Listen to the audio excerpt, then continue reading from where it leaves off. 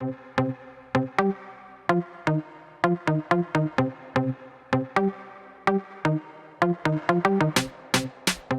Mzansi and welcome to African Farming. I'm a city girl and the Jozi streets are my comfort zone. This isn't exactly a place where I'd expect to find a farmer, but times are changing. Vegetable farmer and social media fundi Mbali Nwoko starts her days in this concrete jungle with a coffee, which I'm about to gate crash.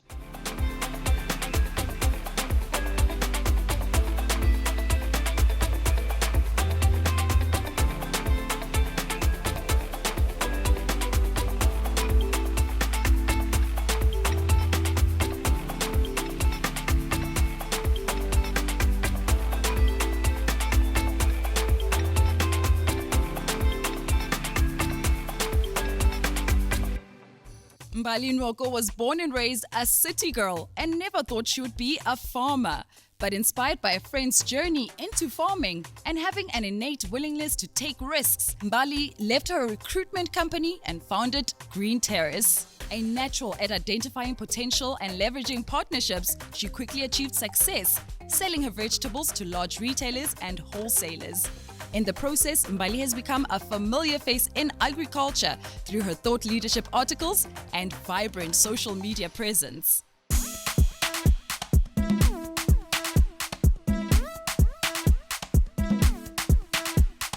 Hi, Mbali. Hey, How are you? Good, thanks. Good to see you. Likewise, likewise. Busy. We have to be. It's business after all. That's true. It is business after all.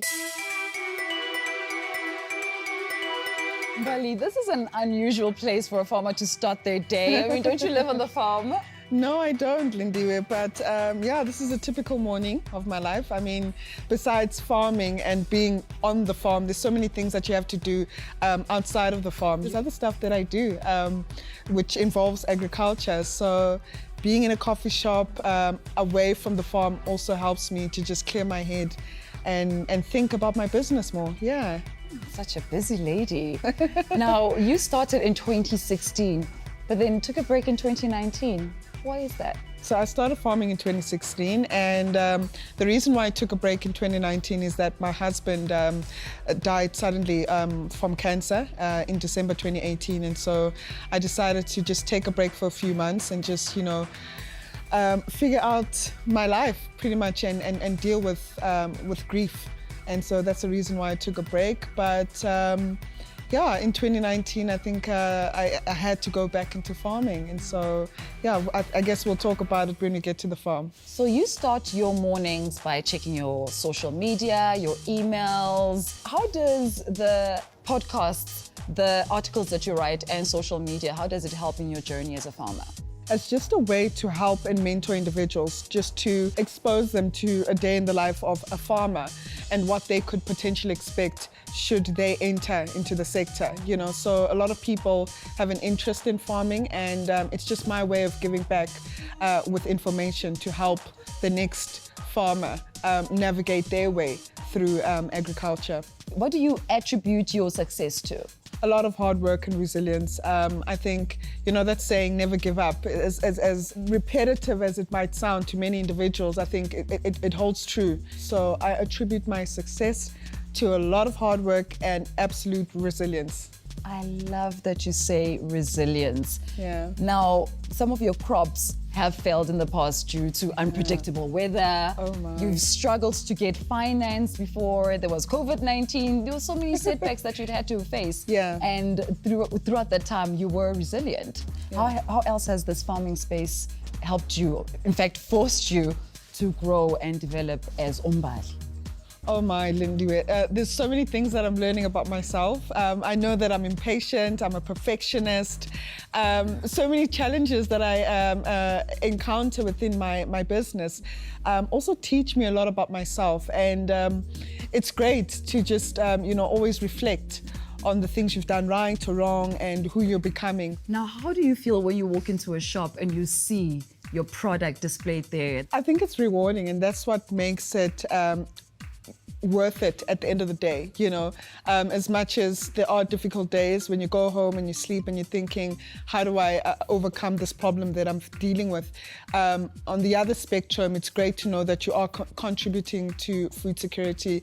At the end of the day, it's also a great feeling to know that you're employing people, you're actually making a difference. And so it's rewarding, and that should be something else that should fuel another farmer, because it definitely fuels me in the passion that I have within agriculture. Yeah.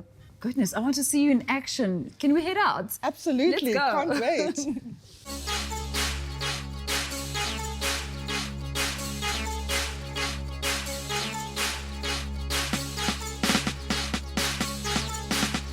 Mbali, there is a whole lot of spinach here. Why this crop? Well, spinach wasn't our first priority. In essence, I built this farm to run pepper production. However, we built this farm during the global pandemic, and we hadn't finished construction by the time our pepper season started. So spinach was a default crop, which still our clients wanted for us to harvest for them. Yeah. How much spinach are you growing, and any plans of diversifying? Right now, we've got about 65,000 plants of spinach. We're harvesting a minimum of 1,000 bunches on average a day. And yes, we plan on diversifying, which for the summer season go back to our pepper production. All right. Wow, it's actually hot today, but it's cool under these tunnels. When we come back, we'll find out how they help to protect Mbali's spinach crop.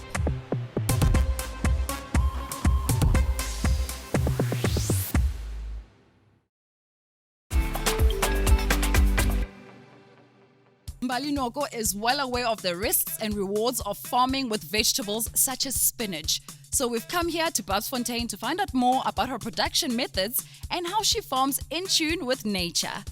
Now, how do these tunnels help with increasing crop yield? So the tunnels, basically, the purpose of the tunnels is for crop protection.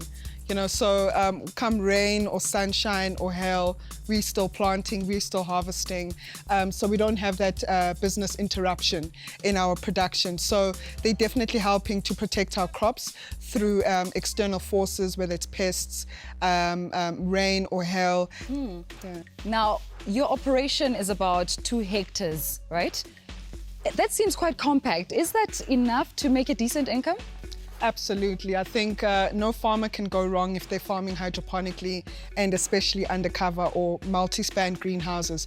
So yes, our farm is 2 hectares. Undercover we have 1 hectare, and the aim of the production is to be intensive. And so 1 hectare undercover is definitely sustainable. Hydroponics is a term I'm not too familiar with, but I do know it's got something to do with not planting in soil, right? Absolutely. So if I could show you. Yes, please. Show me how it works. Yes. So in this bag, what we have is 100% pine shavings, which some may call sawdust. And we have this drip fitting right in here, the bag. And this is where the water is released through our pump house and watering or irrigating directly into the bag or in the plant. The substitute for soil here in this bag is the sawdust or the pine shavings. So this is what we call hydroponics. So you're giving your plant enough or the exact amount of plant nutrition, whether it's water or fertilizers, for it to grow. Where does the water come from? So we are pumping water out from the borehole, and it goes to our reservoir. From the reservoir, it goes into the pump house, and that's where the water gets mixed with the fertilizers prior to it coming onto the plant. You mentioned pesticides. How are you managing that? Well, it definitely helps to be undercover under the tunnels, because it really blocks a lot of pests and unwanted diseases in our crops. However, we do have a few diseases, like for example, we were just managing powdery mildew at this stage, and how we manage that is by spraying biologicals, because Green Terrace is an intensive farm where, like I said, we harvest every day, so we have to use products where it's less harmful to the environment, to human consumption, but also good for the plants. All right, I want to see more. Let's go. Awesome.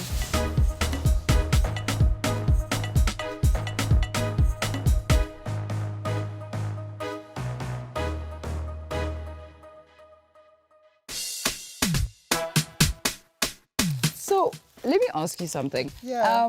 When it comes to offtake agreements, how difficult is it to secure those? Wow, it's quite a tricky one because you have to meet retailer standards, or whichever client that you'll be supplying to, you have to meet their standards. And some of that could be ensuring or maintaining a cold chain. So post-harvest to delivering the product to your client, it has to be on spec. It has to obviously have a good shelf life as well, so that they could send it to their stores or to their clients as well. So you have to maintain that cold chain. And then I think it's also very important to establish relationships within your offtakes, because that's really one of the barriers. If the buyers don't know you, if the company doesn't know you, if you don't have a track record, it's quite difficult to obviously get in or market your business, within that company, and for them to trust you and know that they will give you orders on a continuous basis. Yeah. When you started over again, you were faced with so many other challenges. Was finance one of them? Absolutely, Lindy. As a farmer, especially in primary agriculture, it's very difficult to convince banks or financiers to help you invest in infrastructure or whatever it is on your farm, because, when they look at primary agriculture, they think of all the risks like climate change, drought, etc. Nobody wants to put in their money in such an investment, without guarantees. Now, you tell me, as a businesswoman, those skills that you have, how are you using them on the farm? That's a very good question, because as much as I am operational and hands-on at the farm, I really enjoy the strategic side of the business, and I think that's where my skills are mostly tested. I like to look at the farm and the business in terms of how it's going to look like in the next 12 months, in the next 24 months. I'm very strategic in the relationships and the partnerships or collaborations that I'd like to leverage off. Okay. And you want to export your vegetables. What about that market appeals to you? Oh, I'd love to. I mean, who wouldn't? It's such a rewarding feeling already that you're producing crops and they're on retail shelves. What more if you're producing crops and someone in Asia or Europe is eating your product? I think it's such a rewarding feeling.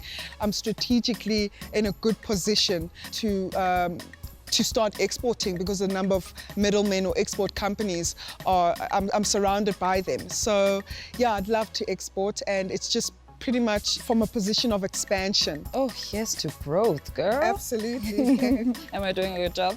Yes. I'm done. Yes. I think I'm done. We're getting there. I think I'm finished. I think a bit more training would help. A little encouragement goes a long way. So we've got messages of praise and appreciation from a familiar face in the fresh produce space, as well as from one of the input suppliers committed to helping Mbali on her farming journey. Hi Mbali. This is really a big honor for me to send you this message. You're such an incredible example in the industry. And what stands out about you is how you, through all the ups and the downs in your life and in your business, you never look back. You always stand up, and you take and embrace what you can from every learning and opportunity that comes your way. What's the most beautiful about it is how you pay back. There's lots of people who learn a lot from your sharings and your mentorship. Keep it up, and may you go from one success to another. Hi Mbali. As we know, farming is not for the faint-hearted, and you've chosen to deep dive fully into the challenge, and we've no doubt that you'll make a huge success of it, and we wish you all the best in your journey ahead. Mbali, we are celebrating you. We are celebrating your growth. Thank you. And we want to know, what is your wildest farming dream for the future? Oh, wow. I think it's just to have many more sites and franchise Green Terrace. I like that. Yeah. And so we will pop this champagne. Woo, woo.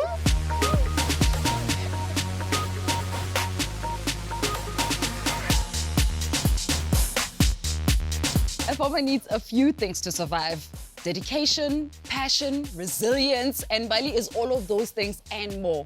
On top of that, she's beautiful, tenacious, and joyful. When we come back, we've invited some familiar faces to share their joy of farming and give us a little bit of advice, so don't go anywhere.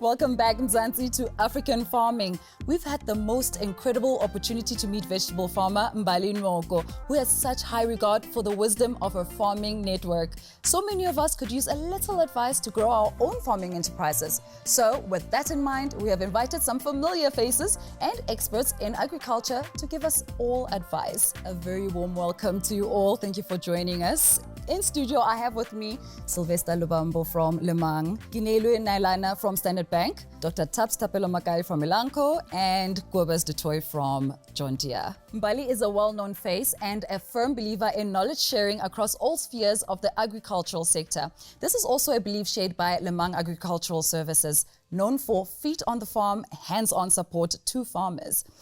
Sylvester, I want to find out from you, in fact, when you are interacting with the farmers, what are some of the success stories that are coming out? I think when giving support to the farmers, it is important that we are there.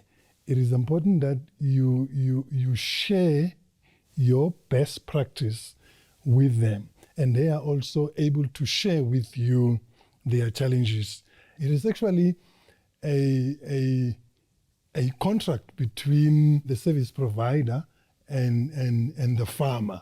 And it's a contract that says, I am not taking over the business from you. You are still the farmer. You still need to do what is expected out of you. We are also available to sort of develop a plan with the farmer. And that plan should cover governance, it should cover management, finance, as well as the agronomy aspects of the farming operation. Dr. Taps, you've also spent some time on the ground with farmers, giving them advice and helping them out. There's also an element of knowledge sharing between you and the farmers. Now tell me, what is the importance of that, especially when it comes to growing the farming community? Okay, so from Elanco's perspective, it's very important for me to mention the importance of partnerships. So you go there and you partner with the farmers. In that way, you're not only getting information out to the farmers, but you're also getting information back from the farmers in order for you to be able to help them better. We talked a lot about key opinion leaders, KOLs. Now, these can be ordinary farmers who are well off than the others, who have more information, who've got better equipment that they can share with their neighboring farmers in order for them to be able to improve their enterprises. Ginelwe, walking into a bank can be so daunting and intimidating, especially for farmers. How do you maintain the relationship with the farmers? How do you build that relationship? Lindy, definitely relationships are very important. That is why even at Standard Bank, our business model is relationship banking based, because we need to understand the history of the client's business. We need to understand his future plans, and we need to understand what is the client currently doing on the business. That is why we have agricultural specialists that actually go to the client's farm and sit with the farm to understand what are they doing on the farm and why are they doing it differently, if they are doing it differently. And the other thing, it also helps because, as you know, agricultural sector is exposed to volatility, whether it's weather or prices. So when you sit with the client, you can see what kind of measures they have in place, what is the gap. Then you're able to advise the client on the financial products that are available to mitigate that risk should it arise. All right. Kobus, I want to move on to now farmers and their relationship with the community. Now, why is that important to build that type of relationship with your community? There's a thin line in all of on all of our individual silos on the panel here, and the one thing is, as everybody said today, it's about relationships, and not just relationships towards your suppliers, but the relationship also towards the community next door, or your neighbor, or that farming community in general. And that goes back to the point where if I need to supply mechanization to you as my client, may it be the fertilizer guy, may it be the pesticide guy, doesn't matter. That relationship needs to be established. Like we said, feet on the farm. If I as a supplier is not on the farm, in the community, I would not know what is it that's necessary for your specific operation. It's crucial that I need to understand you and then also broaden that to the communities. We can feed ourselves, but we will have to do it in a collaborative way. That's true. And when you are interacting with these farmers, I feel like this is a question I might ask all of you in closing. Let me start with you, Kobus. When interacting with these farmers, what are the type of lessons that you have learned from them? The most important part is that you need to listen. Forget about what you see there. Understand the pain of that customer. Understand the things that make him happy. Understand the worry that is in him, but that is in his operation. If I can have the opportunity to be part of your journey, to be able to take you from an emerging farmer to the next 100-hectare farmer to 1,000-hectare farmer, then I've succeeded in my business.